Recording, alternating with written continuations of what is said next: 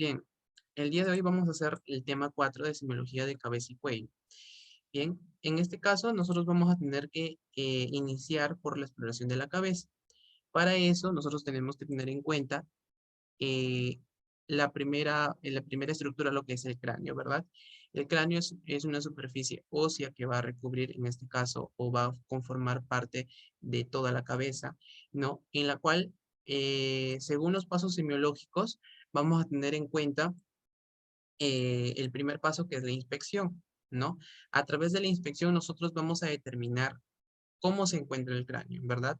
Si vemos si se encuentra en cuanto a su tamaño, a su longitud, a su forma, a su simetría, ¿verdad? Ahora, lo más importante aquí es recordar que el paciente, pues, por ejemplo, vemos a esta imagen, ¿no? De un paciente adulto mayor que vemos con aspecto de temblor, ¿verdad? Nerviosismo. Quizá de repente muy probable que haya estado presentando de repente alguna crisis epiléptica, ya sea focal o generalizada, entonces él está acudiendo, ¿no? De repente tiene algún dolor que también lo está permitiendo a realizar esos movimientos, entonces también es importante eh, tener en cuenta ello, ¿verdad? Ahora, lo que es propiamente el cráneo.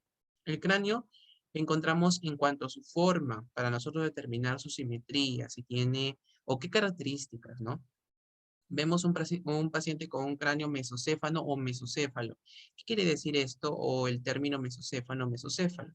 El término mesocéfalo mesocéfalo quiere decir que es un paciente con un cráneo intermedio.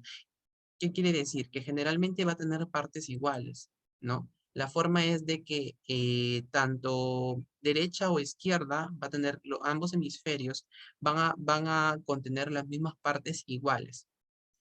A diferencia de el cráneo dolicocéfalo, por ejemplo, mira, ese cráneo dolicocéfalo va a tener un aspecto alargado, ¿verdad? Alargado, y este va a ser un poco más corto, ¿ya? Corto y largo, ¿verdad? Corto y largo. Em, lo que nos va a permitir tanto el cráneo mesocéfalo, dolicocéfalo y braquicéfalo, que este cráneo pues se caracteriza por un aumento de su ancho, vemos que los anchos están aumentados y es más corto de longitud. Entonces, en resumen, ¿no? Cráneo mesocéfalo es un cráneo intermedio, de aspecto intermedio. El dolicocéfalo es más largo y más delgado. Y el braquicéfalo es más corto y es más ancho, ¿no? Entonces, los tres tipos de cráneo se van a determinar por qué, por el índice cefálico. Ahora, el índice cefálico se va a obtener tanto por el largo y por el ancho, ¿verdad? Es importante recalcar ello, ya que en los recién nacidos, ya sea al momento que nacen, se le toma por parte del crecimiento y desarrollo, ¿no? Una medida acerca del perímetro cefálico, ¿no? Y a través de ello nosotros podemos descartar, vemos que los valores estén normales, ¿no? Si vemos que los valores están dentro del normal para la edad del niño, entonces estamos bien, perfecto. Pero ¿qué pasa si hay alguna alteración patológica? Por ejemplo, en el caso de la hidrocefalia, va a haber un aumento, un abultamiento, pero específicamente de la región frontal. Es como que el cráneo empieza a aumentar el diámetro, ¿no? Hacia arriba, ¿no? O ya sea en este caso de que a la región frontal ocupe mayor volumen y esta región temporal y occipital reduzca su tamaño, ¿no? Entonces algo así. Entonces hay que tener en cuenta ello. Esos son pacientes pequeños. En cuanto a un paciente adulto, por ejemplo, en la enfermedad de Paget, que es una enfermedad ósea, hay un aumento del diámetro del cráneo. Pero específicamente aquí creo que es más que todo en la región, puede ser temporal o occipital, pero aquí el paciente ya es como una enfermedad propiamente de un crecimiento óseo anómalo, que no es lo normal, no, suele verse, manifestarse también en pacientes mayores, adultos mayores. Bien dicho esto, vamos a pasar también a lo que es dentro del cráneo. Ya hemos especificado los tipos de cráneo que podemos encontrar según su forma, evaluando según su simetría. Y ahora vamos a identificar en cuanto a la inspección del cuero cabelludo. La inspección del cuero cabelludo es muy importante. ¿Por qué? Porque a través de ello vamos a determinar, ¿no? Si es que, ¿cómo es la implantación de cabello? de repente tiene alteración o de repente tiene alguna herida, alguna cicatriz a nivel de, ¿no? Entonces ahí vamos a poder nosotros determinar lo más importante. Mire, por ejemplo, en esta paciente es una paciente de sexo femenino. Mira, es marcadamente que el cabello pues no se encuentra, está ausente, pero en un lado localizado, ¿no? Ahora, nosotros podemos decir de qué se trata. Es una alopecia, ¿no? El término alopecia significa caída de cabello, ¿verdad? Alopecia. Ahora, es una alopecia localizada, porque si fuera generalizada sería todo, ¿verdad? Entonces sería localizada en cuero cabelludo, o también le denominan areata, una alopecia areata de cuero cabelludo. En paciente de sexo masculino, que vemos abajo, en la parte inferior, mira, aquí se nota claramente también una alopecia, pero en este caso ya no es esta es por una infección fúngica, no nos referimos eh, a la tiña de cuero cabelludo. Esa es una enfermedad dermatológica también relacionado a ello porque la tiña es un hongo, ¿no? Que lo que va a originar es obviamente el clorito y que el cabello pues eh, se caiga, ¿no? Entonces la diferencia entre una alopecia areata que vemos acá, nos damos cuenta que la superficie es más, mejor dicho, es la superficie normal, sin alteración, no vemos eritemas, no vemos otros síntomas acompañantes o signos que se puedan evidenciar. Entonces aquí nos referimos en una alopecia que puede ser por alguna ansiedad, de repente algún trastorno de ansiedad que eso esté originando que se le haya caído el cabello. Ahora aquí nos referimos ya a un tema de infección, un tema de infección por hongos, ¿verdad? Entonces nosotros lo tenemos que diferenciar. Esta es una tiña de cuero cabelludo, ¿no? También es localizado. Y en cuanto nos referimos, por ejemplo, si es una alopecia generalizada, vemos, por ejemplo, si es un trastorno autoinmune, o si no, también puede ser referente a pacientes con quimioterapia, ¿verdad? También se les cae el cabello. Entonces, en esos puntos vamos a especificarnos más. Hay un punto más importante durante la inspección. Miren, por ejemplo, observamos aquí, ¿no? A la altura más o menos de las sienes, vamos a encontrar las arterias temporales. Bueno, en este paciente no se, bueno, se evidencia, pero no se encuentra alteración ahí en ello, ¿no? Pero ¿qué se pasa cuando las arterias se encuentran engrosadas, o sea, se ven abultadas? Te voy a mostrar una imagen de ello, ¿ya? Vamos a ingresar a ver, dame unos momentos, a ver, vamos a,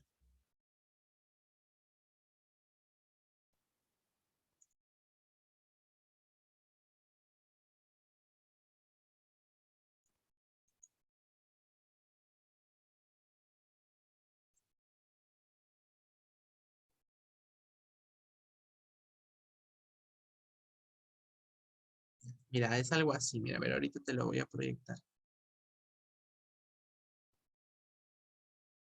ya, mira, bien. Mira, ve, en estos momentos, por ejemplo, mira, durante la inspección, ¿ya? Por ejemplo, estas son las arterias temporales, pero esta no es una arteria temporal que se puede evidenciar de manera normal, porque vemos que aquí está presentándose un engrosamiento. O sea, si tú lo ves, la arteria está engrosada, está abultada, tú lo notas con claridad, entonces esto no es algo normal. Vemos que hay un cambio en el flujo, porque en este caso ya se está refiriendo como una trombosis, ¿verdad? La trombosis es en este caso cuando hay una interrupción tanto en el flujo sanguíneo, ¿no?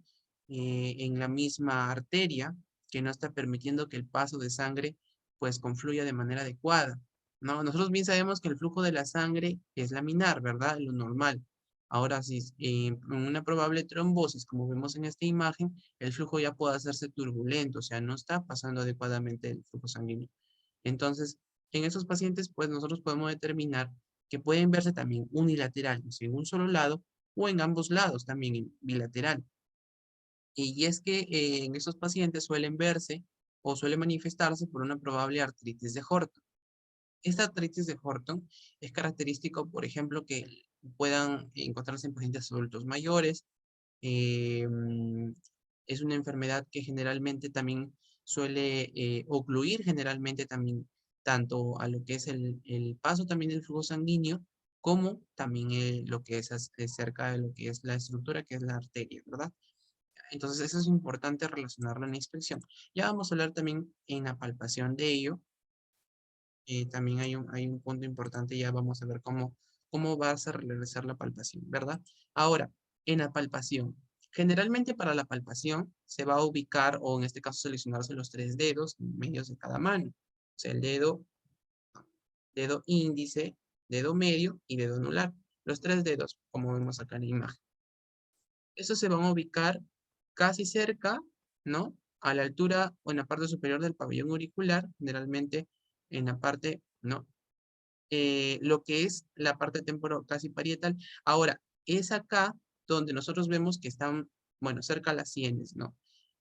Al momento que nosotros vamos a palpar, vemos si hay presencia de tumoraciones, hay presencia de cicatrices también, o también nosotros vamos a evidenciar si, por ejemplo, hay tumoración, ¿no? Una tumoración benigna puede ser de repente un lipoma, o una tumoración maligna o un carcinoma, ¿verdad? Algo que ya está afectando, se puede ser metástasis que puede irradiarse a cualquier parte del organismo, y eso suele presentarse, ¿no?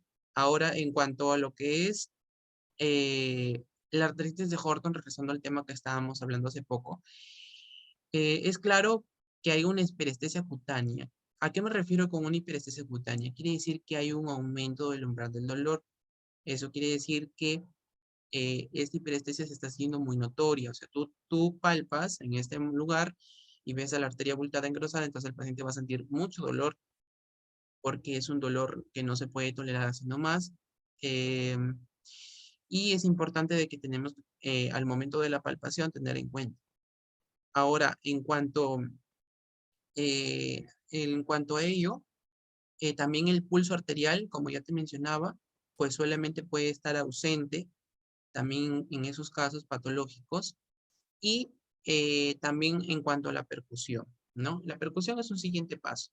La percusión es un paso muy importante, muy notorio, porque a través de la percusión, pues generalmente casi no tienes escaso valor semiológico, pero lo que la palpación puede decirnos o puede manifestarnos es que en presencia del dolor a la palpación de senos frontales, pues esto puede ser claramente visionario de una probable sinusitis. Dame unos minutos, por favor, no me demoro.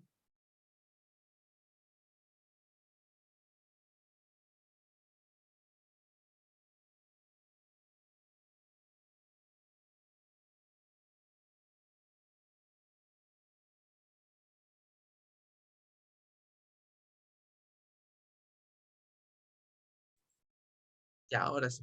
Ya, en cuanto a lo que es la percusión, como te seguía diciendo, si hay dolor, ¿no? A nivel de los senos frontales, como vemos en la imagen, o los senos maxilares, esto puede ser característico de sinusitis, ¿no? Entonces, en auscultación, ya vemos que generalmente también tiene escaso valor semiológico, porque en auscultación, pues, también, mira, relacionándolo a la arteritis también, ¿no? En este caso podemos colocar ya sea membrana o campana sobre la presencia o la arteria abultada o engrosada, o generalmente podemos encontrar algún soplo, ¿verdad? Algún soplo que nos pueda ser característico también de esta patología que hablábamos, que la arteritis de Horton, que esto es sugestivo cuando nosotros aplicamos, ¿no? O queramos auscultar, ¿no? En la parte de lo que es la arteria temporal, ¿sí? Bien dicho esto, mira, ya vamos a pasar a lo que es la cara. Ya hablamos de cráneo, y ahora vamos a pasar a lo que es cara. Si te das cuenta, he tomado imágenes para que tú las relaciones sobre todo con las patologías que puedan acudir a consulta a los pacientes, porque a través de ello la semiología también se aprende muy rápido, son sobre todo reconociendo la imagen del paciente. Em, y como te digo, también son lo más puntual que se puedan presentar hoy en día, o lo más frecuente, relacionándolo a la exploración de la cabeza. Mira, tenemos una facies en aspecto, si vemos también está edematizado, ¿verdad? Entonces vemos la presencia de la oclusión tanto en la apertura palpebral, o sea, generalmente hay una escasa apertura, ¿no? De párpados, hay un buen poblamiento de cejas y la piel se puede encontrar seca, ¿verdad? Vemos una turgencia también en piel. ¿Ya? Es característico de una paciente con hipotiroidismo, ¿ya? Las pacientes con hipotiroidismo suelen presentarse así, con una cara o una facies aborgatada, se le llama, con edema, como si fuera un aspecto hinchado de edema, ¿ya? Y oclusión de apertura palpebral, la piel es seca. Pero ¿qué lo diferencia de un hipotiroidismo de un hipertiroidismo? Un hipertiroidismo es más claramente, mira, ve, la piel es más brillosa, la piel es sudorosa, o sea, en estos casos la piel es más sudorosa, hay presencia, por ejemplo, de exoltasmos. Estos exoltasmos es una característica de como que una salida de luz, una salida ocular, ¿no? Una mirada de sorpresa también se le conoce porque es como que está sorprendida, pero en realidad hay una retracción del párpado porque no, no suele ser normal que el paciente mire así, ¿no? Entonces la piel se encuentra sudorosa, entonces hay un exortasmo claro, entonces esto es característico. La famosa mirada de sorpresa es del hipertiroidismo, ¿ya? Entonces si vemos una facies ya sabemos cómo identificarlo, el hipotiroidismo y el hipertiroidismo. Entonces, el hipotiroidismo es una facies aborgatada, una facies edematosa, que tiene una escasa apertura palpebral, ocular, ¿no? Y que también se encuentra una piel seca, a diferencia del hipertiroidismo, que es una mirada de sorpresa, hay exoltasmos, la salida ocular, ¿verdad? Y la piel se encuentra sudorosa. Una cosa también importante que generalmente en el hipertiroidismo hay un bajo peso, ¿no? Los pacientes empiezan a perder peso en el hipertiroidismo y en el hipotiroidismo los pacientes empiezan a aumentar un poco el peso, aumentan el peso, ¿ya? Mira, por ejemplo, esta es una paciente de sexo femenino, ¿ya? Y esta es la famosa cara de luna llena. ¿A qué me refiero con la famosa cara de luna llena? Que nosotros nos damos cuenta que es un paciente una paciente con un síndrome de Cushing. Eh, lo que se va a evidenciar aquí es que hay un aumento del vello corporal y que hay una obesidad troncular por el aspecto de las extremidades, porque es un aspecto casi como un triángulo. O sea, sus piernas son delgadas, a diferencia de lo que el abdomen que se encuentra, en este caso, con un característico de una obesidad, ¿verdad? Y vemos que hay un aumento del vello corporal, porque esta es una paciente de sexo femenino y está teniendo barba, ¿no? Bigote y asimismo lo que es vello facial, ¿no? Y ahora, en cuanto, esto no te olvides, es un paciente con un síndrome, una paciente con síndrome de Cushing. Ahora, aquí es una paciente con esclerodermia, que es una enfermedad reumatológica donde hay acompaña o lo que caracteriza es una rigidez cutánea.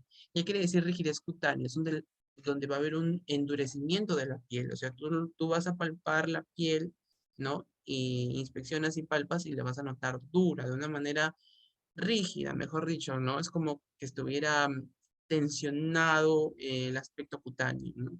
Entonces vemos una piel lustrosa, mira, ve, y va a haber una escasa apertura bucal. La paciente va a querer abrir, ¿no? Adecuadamente la boca. Generalmente esos pacientes tampoco no pueden comer. Bueno, si comen, pues en este caso tienen que hacerlo con cuidado porque no puede abrir extremadamente la boca. Le llaman también microstomía o boca de pajarito, así se le llama. Ya cuando, por ejemplo, lleves reumatología, ahí van a hablar específicamente bien de la profundidad, ¿no? Ya cuando de todas maneras en endocrinología también hablarán del hipotiroidismo, hipertiroidismo, del síndrome de Cushing. Y en estos casos, por ejemplo, ahí los pacientes pues suelen también acompañarse con telangiectasias. ¿Qué son telangiectasias? Son las arañas vasculares en cara. Son tipo arañas vasculares, bueno, se notan pequeñas, ¿verdad? A nivel de las mejillas, a nivel de la punta de la nariz, que esto suele acompañarse, ¿no? Entonces, una facies esclerodérmica en un paciente con esclerodermia, ¿verdad? Ya. Ahora vamos a continuar. Mira, En cuanto a un paciente con una neoplasia, mira, vemos una facies caquética, ¿no? La facies caquética es donde observamos una extremada delgadez.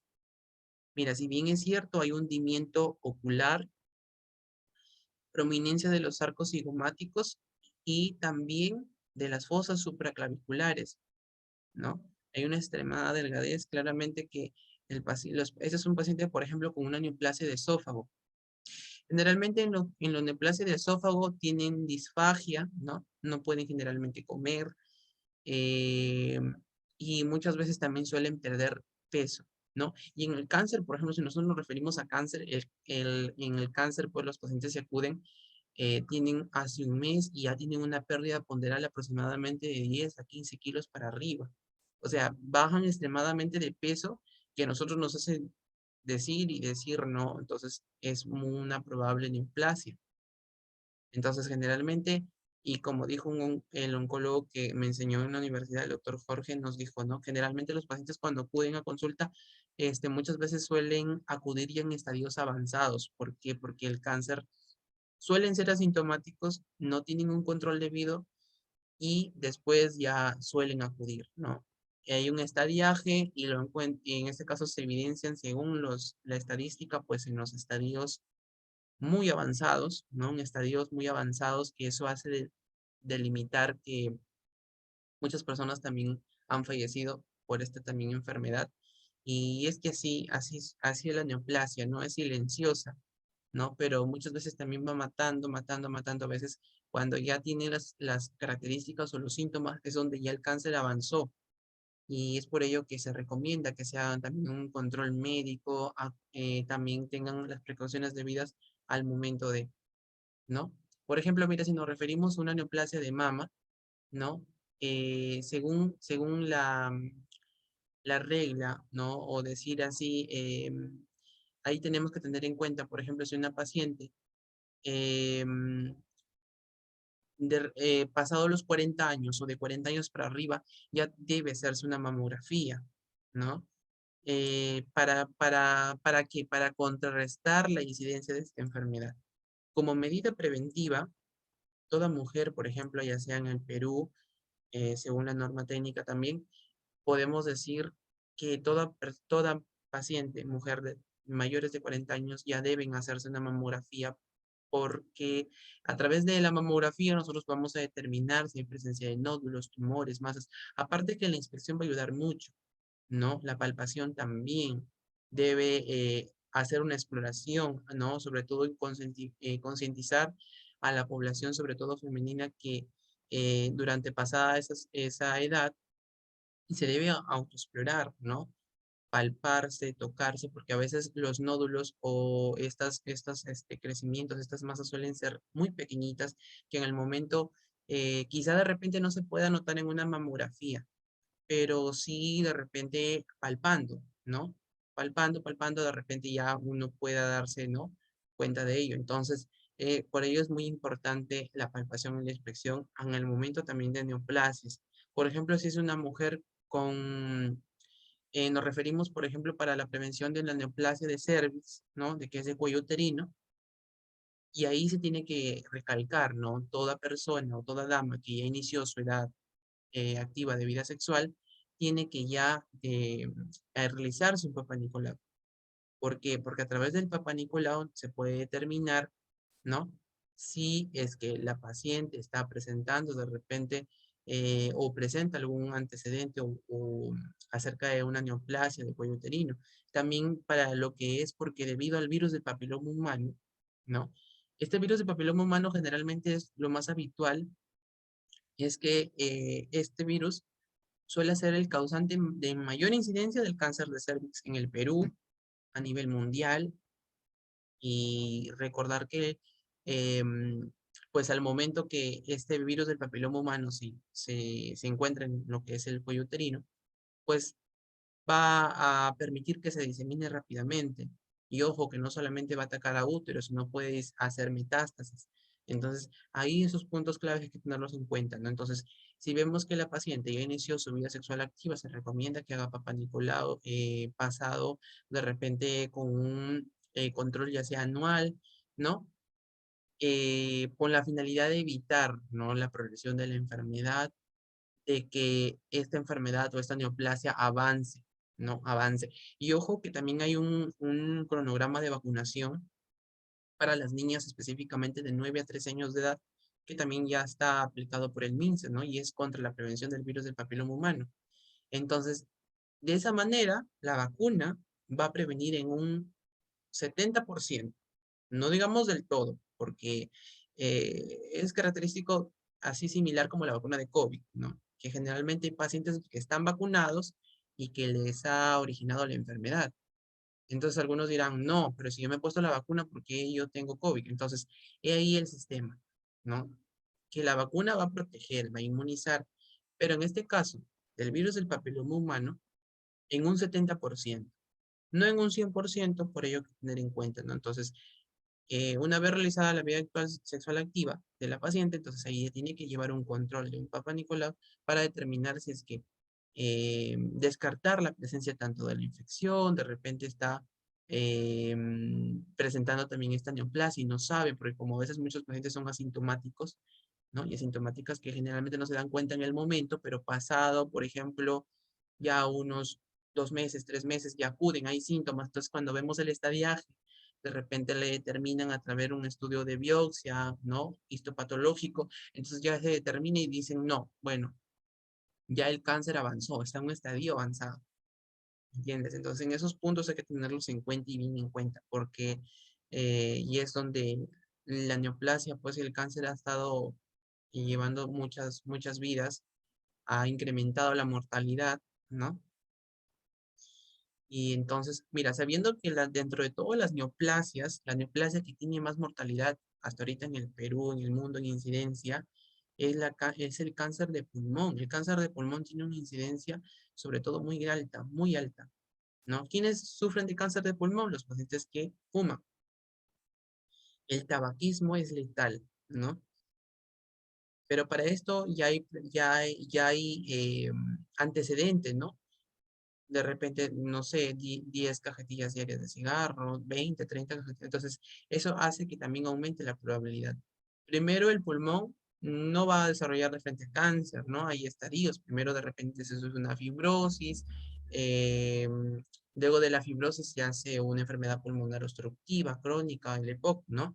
Y luego del EPOC, pues puede evolucionar ya a una neoplasia. Entonces ahí es donde hay que tener en cuenta y sobre todo semiológicamente ya nos vamos dando cuenta de los aspectos físicos. Como yo te digo, acerca de la faciez, es importante recalcar que, y distinguir, ¿no? Cada patología. A ver, mira, por ejemplo, esta es una paciente de sexo femenino. Este es el famoso eritema malar o eritema en alas de mariposa, que le llaman así. A ver, ¿por qué generalmente? Esa es una paciente con un lupus eritematoso sistémico. Esta es una enfermedad autoinmune.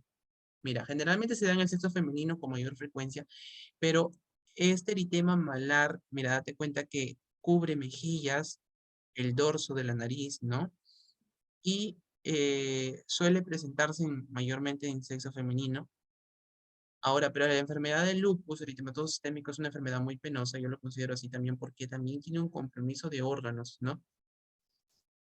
Compromiso de órganos, compromiso de varios sistemas. Muchos pacientes mueren por el lupus eritematoso sistémico, ¿verdad? Entonces hay que tener en cuenta. Y bueno, también te comento algo acerca de ello. Bueno, yo cuando llevé nefrología hace tiempo atrás, justamente me habían presentado un caso de una paciente con lupus eritematoso sistémico y tenía asociado un síndrome nefrótico. Entonces, dado la oportunidad, el doctor pues me dijo, y en una de las preguntas del desarrollo era, y siempre me acuerdo, no, habrá pasado creo un año y medio, creo, y siempre me acuerdo. Me dijeron si se podía aplicar una biopsia renal a un paciente con lupus. Entonces, yo había buscado una literatura, entonces en la literatura decía que podría aplicarse, pero si presentaba complicaciones o algún descarte. Entonces, no, ahí fue como que tenía un síndrome nefrótico asociado con los signos y síntomas, entonces el doctor me dijo que sí se tenía que aplicarse. Entonces ahí fue como que el doctor, ¿no? Dijo, no, a todo paciente con lupus tiene que aplicarse una biopsia renal. A todo paciente con lupus se le realiza la biopsia renal. Que la biopsia, o sea, ¿de qué consta la biopsia? La biopsia es un estudio anatomopatológico, ¿no? Se hacen tinciones, se obtiene la muestra de tejido, o del, en este caso, de lo que queremos, en este caso de riñón, y se coloca microscopio, ¿verdad? Y ahí vamos a determinar un estudio anatomopatológico. Ya cuando llegues patología clínica, ya cuando estés, ya en este caso, ya aquí en agosto, ahí más o menos ya vas a tener, ahí va a haber varias patologías. De repente una esteatosis hepática, ¿no? Ya te dan ahí para que tú puedas señalar las imágenes, ¿no? Todo ello. Varias patologías, ¿no? Cirrosis, fibrosis pulmonar, cirrosis, glomerulonefritis, endometriosis, entonces varias patologías. Y ahí es como se va determinando un estudio de biopsia, ¿no? A través de un estudio anatomopatológico. Y en la siguiente imagen, mira, observamos un paciente con enfermedad de Addison, ¿no? Mira, ¿qué es lo característico acá? Mira, vemos a un paciente con una foto antigua, con esta es una foto actual, según el paso de los años. ¿Qué ha pasado aquí? Esto se produce con una hiperpigmentación grisácea, mira, ve, de la piel, que a lo largo de los años no se ha notado al inicio. Acá se viene notando con un poco de frecuencia y acá pues es marcado, ¿verdad? Una hiperpigmentación grisácea de la piel, ¿no? A nivel de mejillas, a nivel de cara y cuello. Entonces es una enfermedad de Addison. También es una enfermedad endocrinológica. Ahora si nosotros hablamos de ojos. Mira, en los ojos vamos a poder nosotros también determinar múltiples patologías, ya que pertenecen a cara. Eh, a- Esta es una paciente, mira, ve, la fecha señala una araña vascular, ¿no? Y esto grábate siempre, ¿no? Las arañas vasculares o telangiectasias, también denominadas, suelen generalmente acompañar enfermedades propiamente a pacientes con hepatopatías crónicas, ¿no? Esas arañas vasculares suelen presentarse, por ejemplo, en pacientes con cirrosis hepática, ¿no? Mira, nota las escleras de esta paciente. Justamente hace unos días enseñaba una imagen, ¿no? Entonces, mira, las escleras amarillas. ¿Puedes denotar, Rosa, cómo se llama el signo o la coloración amarillenta de la piel?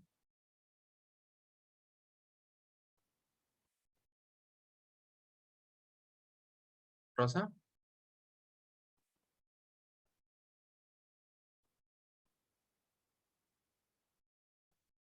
Rosa, ¿estás ahí?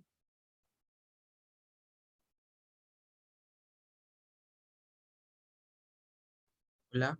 Ah, Lo había escrito por el chat, ya, disculpa, es que perfecto. estaba haciendo muy Sí, ictericia. ictericia. Lo máximo, claro, claro. Ictericia, exacto. La coloración amarillenta de la piel. ¿Por qué se da esto? Porque, ¿qué pasa? Mira, te explico brevemente. Mira, la ictericia, o perdón, la bilirrubina eh, va a ser en este caso eh, producida a través de lo que es hígado, ¿verdad? Entonces, es ahí donde va a haber un depósito. Ahora, ¿qué pasa? ¿Por qué se empieza a alterar, ¿no? Tanto la coloración de la piel, la coloración de escleras? Y es que, por ejemplo, como se produce y se sintetiza también en el hígado, esta bilirrubina, al haber una enfermedad hepática que comprometa hígado, en este caso la cirrosis hepática, mira, para que el hígado haga presencia de cirrosis, lo primero que el hígado, ¿ya? El hígado va primero fibrosarse. O sea, primero se inflama, mejor dicho, ¿no? O sea, primero el hígado hace una hepatitis, mejor dicho, se inflama, ¿ya? Se inflama. Una vez que se inflama, ya se empiezan a crear nódulos. Estos nódulos se fibrosan, o sea, ahí ya va apareciendo la fibrosis. La fibrosis es como un engrosamiento con presencia de nódulos, es como que va a haber una afectación ya del parénquima un poco más fuerte a nivel de la hepatitis. Una vez que se hace la fibrosis, ya se comienza a hacer cirrosis. Ahora, ¿qué es lo que pasa? Como la bilirrubina se encuentra ahí, es sintetizada, es también ahí y se ubica, ¿no? A nivel de lo que es hígado.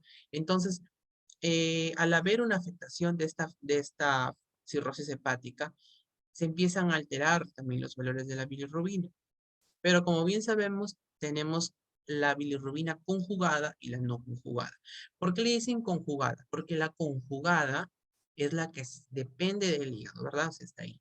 La no conjugada va a pasar, ¿no? A través del torrente sanguíneo, ¿no? Entonces ahí donde también, muchas veces también los pacientes suelen hacer la denominada coluria.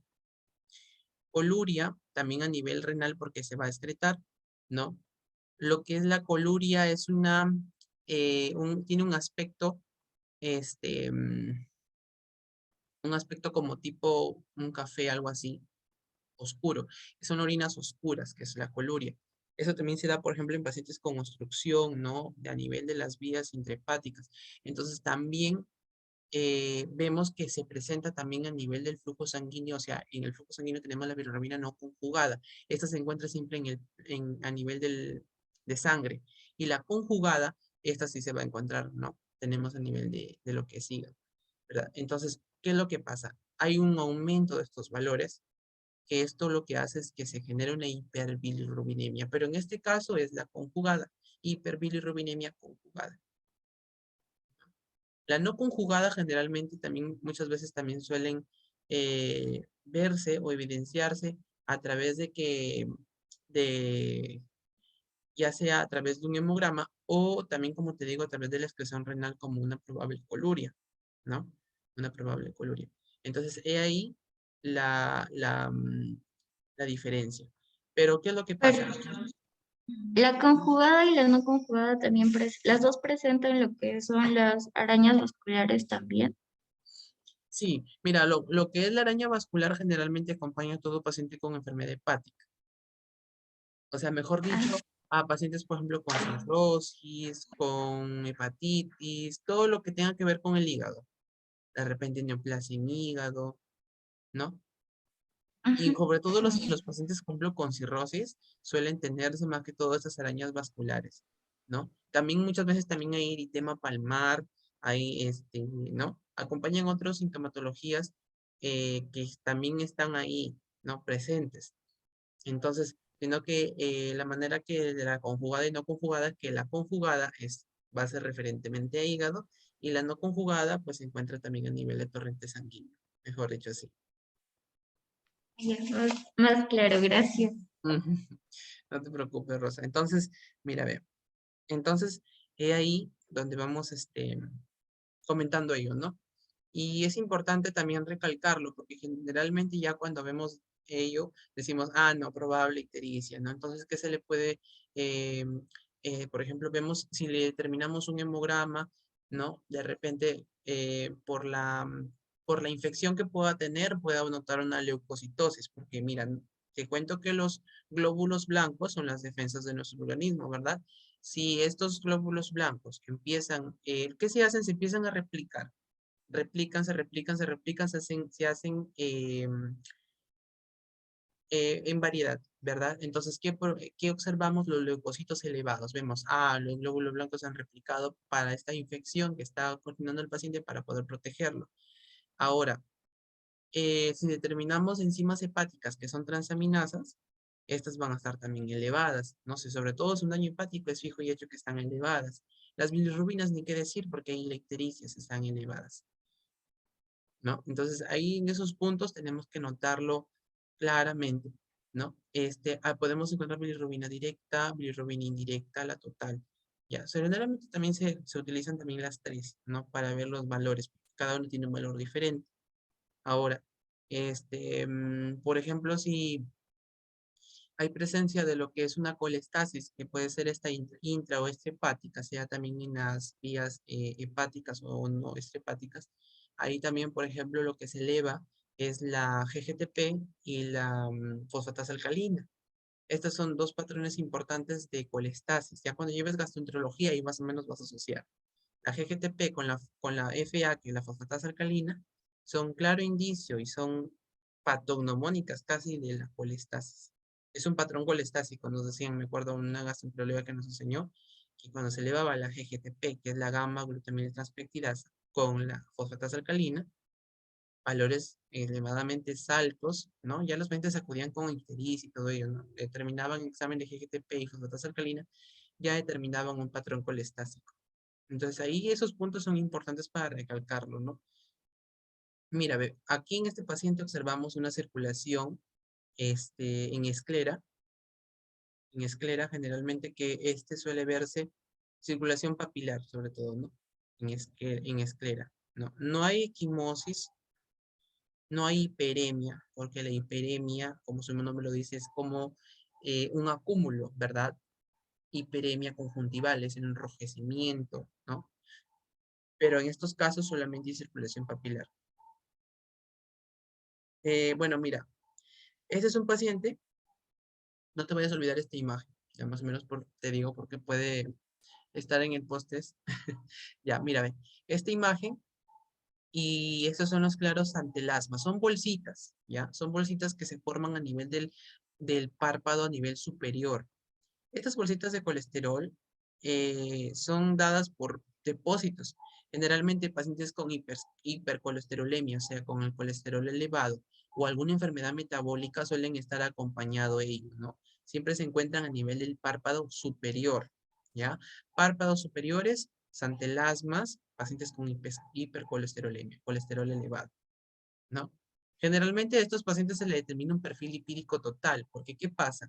En el perfil lipídico total, cuando ya se vea en el curso de análisis clínico, mira, por ejemplo, ahí es lo que es colesterol total, triglicéridos, las VLDL, que es las lipoproteínas, son las lipoproteínas, y las lipoproteínas, las VLDL, que son de baja densidad, ¿no? También están lo que es en este caso el HDL y el VDL.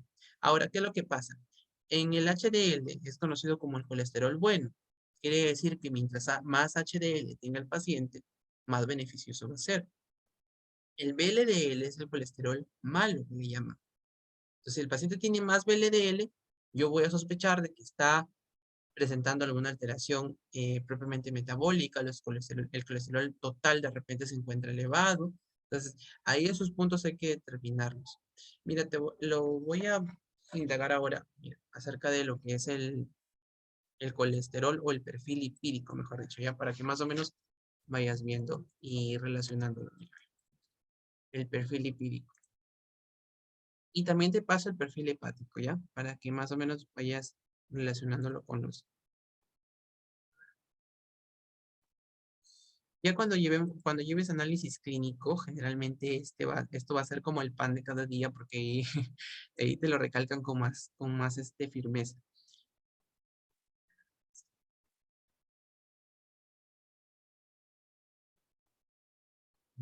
A ver, esto puede ser una imagen.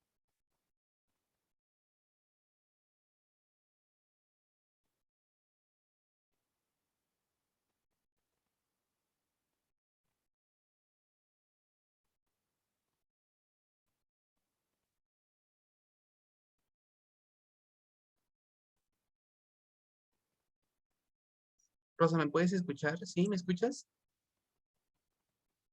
Sí, sí, lo Ah, escucho. ya. Perfecto. Listo, listo. A ver, una imagen acá. Ya, listo. Va a ser esta imagen. Ya. Mira, en esta imagen ¿ya? Vamos a poder denotar un aspecto muy importante, ¿ya? A través de esta imagen vamos a determinar los valores de referencia. Si es el colesterol total menor a 200 miligramos por decilitro, ¿ya?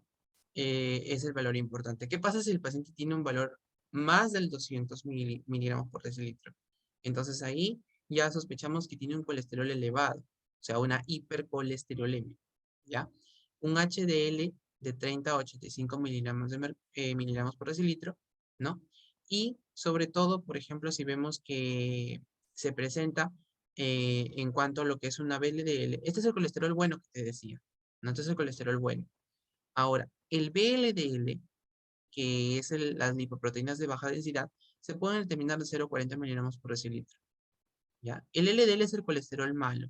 O sea, ¿qué quiere decir? Si a más LDL, esto quiere decir que va a haber una afectación propia de que el paciente no está llevando una adecuada dieta, un adecuado, eh, mejor dicho, un adecuado ritmo de vida saludable, ¿verdad? Entonces, si se encuentra en este caso, lo normal es que esté menor a 130. Si se encuentra mayor a 130, pues ahí determinamos de que está afectando sobre todo, ¿no? Afectando en los pacientes. Ahora, los triglicéridos también es importante. Por ejemplo, mira, en pancreatitis aguda, ya, en pancreatitis aguda, lo más importante es que en los triglicéridos pues se encuentran, mira, lo normal es de 40 a 165. Estos suelen estar de 1000 miligramos por decilitro hacia arriba. O sea, están elevados con bastante, mejor dicho, proximidad o no, que estos pues no, es un notorio y es claro también como etiología de la pancreatitis aguda que esto hace que los pacientes con pancreatitis suelan ser una de las causas etiológicas. Entonces, por ello que también se debe tener en cuenta el perfil lipídico, porque va a ayudar bastante, ¿no? Va a ayudar bastante sobre todo a, a notar o detectar alteraciones. Mira, ahora vamos a ver el perfil hepático, ¿ya? Creo que quedan 10 minutos. Si en caso de cuando queda poco tiempo, ya programamos una reunión más para culminar, ¿ya? El perfil hepático.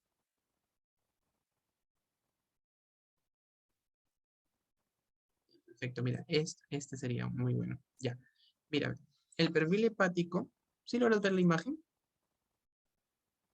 Sí, sí puedo ver. Ah, ya, perfecto. Mira, en el perfil hepático vamos a tener los valores normales de bilirrubina total, lo que te decía, ¿no? Es la bilirrubina directa es la conjugada, recuerda, ¿ya? Bilirrubina directa o conjugada, ¿ya? Y bilirrubina indirecta, ¿ya? Bilirrubina directa conjugada y la bilirrubina indirecta. Indirecta o no conjugada.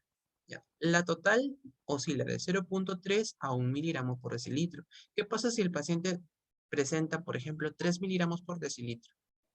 Está presentando una probable ictericia ya. ¿Por qué? Porque los valores están elevados. ¿Sí? Entonces, en la bilirrubina directa o la conjugada va de 0.1 a 0.3. Si la total se encuentra elevada, ya la directa también va a estar elevada, obviamente, si hay ictericia. La indirecta, la indirecta es de 0.2 a 0.7 miligramos por decilitro. ¿Ya? Esa es la no conjugada, la que en este caso puede ser a nivel de lo que es del torrente sanguíneo, como bien te decía. Entonces, las TGO y las TGP son transaminasas. Pueden denominarse o las AST o ALT también. TGO, TGP o AST, ALP. ¿Ya? Ahora, los valores normales son de 5 a 56 unidades por litro y las TGP son de 7 a 65 unidades por litro. En cuanto a la albúmina es una proteína sobre todo referente a lo que es, por ejemplo, un paciente con ascitis. Mira, si me refiero al paciente con cirrosis, o sea, está presentando cirrosis, ¿verdad? Pero también está presentando, los pacientes con cirrosis suelen hacer ascitis, pero una ascitis leve, moderada, severa, ¿no? La ascitis es el edema, ¿no? Hay presencia de líquido en cavidad abdominal, ¿ya? Entonces estos pacientes con ascitis suelen presentarse elevaciones de albúmina, y esto es, la albúmina a veces, muchas veces suele también disminuir. Mira, también la fosfatasa alcalina que te decía en el paciente con presencia de lo que es una colestasis, que es un claro predictor que va de 17 a 142 gramos por decilitro. Mira, ahora te voy a mostrar un paciente con ascitis. A ver.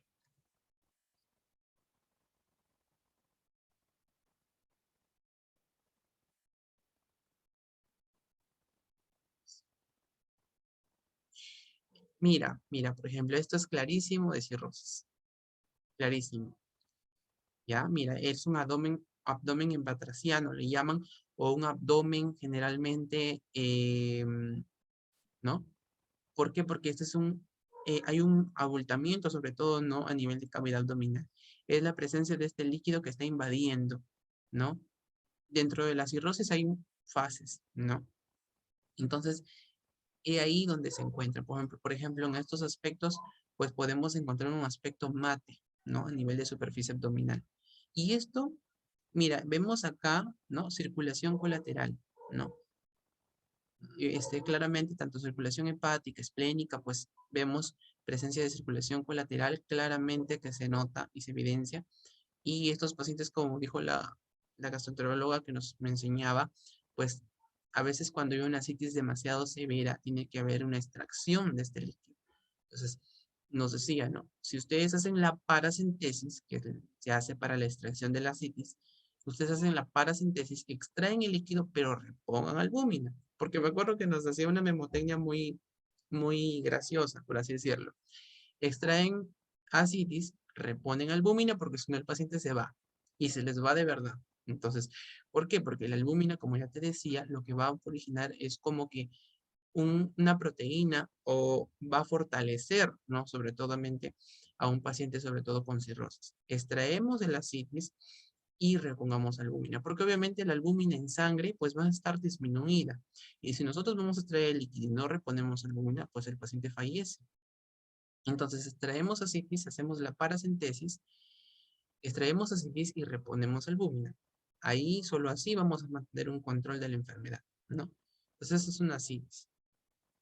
A ver, vamos a retornar. Listo. Ahora estamos aquí. Y pues a ello te decía, ¿no? Lo que son los santelasmas, que son generalmente, pues, presencia de bolsitas de colesterol que se forman a nivel de los párpados superiores, ¿sí? Y mira, por ejemplo, estos puntitos, ¿no?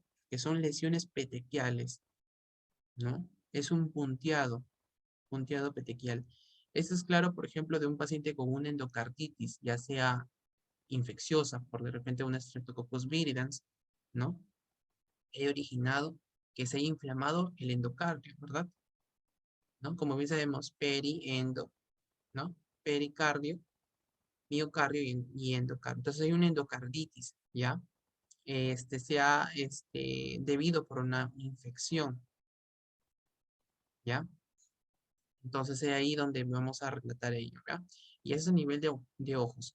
En párpados, cejas y pestañas. Mira, ve, por ejemplo, aquí hay que tener muy en cuenta algo. Que este paciente, esta paciente, por ejemplo, puede tener lo que es la afección, la coloración rojo-violácea de párpados, de ambos párpados. Esto es característico de un paciente con dermatomiositis, ¿ya?